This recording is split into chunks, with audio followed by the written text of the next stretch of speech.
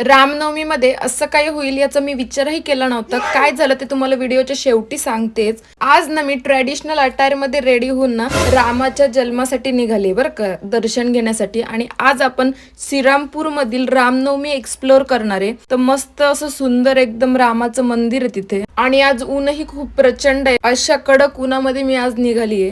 राम जन्म तर झालेला होता, थोडासा लेट झाला मला, त्यामुळे मी दर्शन घेतलं, फक्त दर्शन वगैरे घेतलं. खूप छान असं दर्शन झालं. मूर्ती पण खूप छान होती आणि मंदिरात आल्यावरती एकदम प्रसन्नता असं वाटतंच, तुम्हाला तर माहितीच आहे.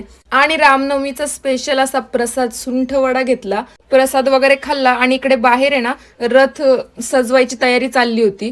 मग ऊन पण खूप जास्त आहे, त्यामुळे म्हटलं ज्यूस वगैरे प्यावा. आणि आज मी मँगोचा ज्यूस घेतेय, कारण की आता मँगो सीझन आलेला आहे, त्यामुळे म्हटलं मँगो ज्यूस प्यावा. आणि ते हा घोडा सुद्धा ज्यूस प्यायला आला होता की काय काय माहिती. आणि ना संध्याकाळी हे पाहून मलाच माझ्या डोळ्यांवरती विश्वास बसत नव्हता. म्हणजे इतका तो जल्लोष, इतकी घोषणा, बाप रे, एवढी मोठी मिरवणूक होती ना, इतकं भारी वाटत होतं ना बघून. मला सुद्धा नाचावं वाटत होतं. पण काय, खूप छान अशी पालखीची मिरवणूक वगैरे झाली आणि स्टॉल पण भरपूर लागलेत. आता मी उद्याच्या ब्लॉगमध्ये काय काय शॉपिंग केली, काय खरेदी करणार आहे आणि स्टॉल कसे आहेत ते तुम्हाला मी उद्याच्या व्हिडिओमध्ये नक्की दाखवेल.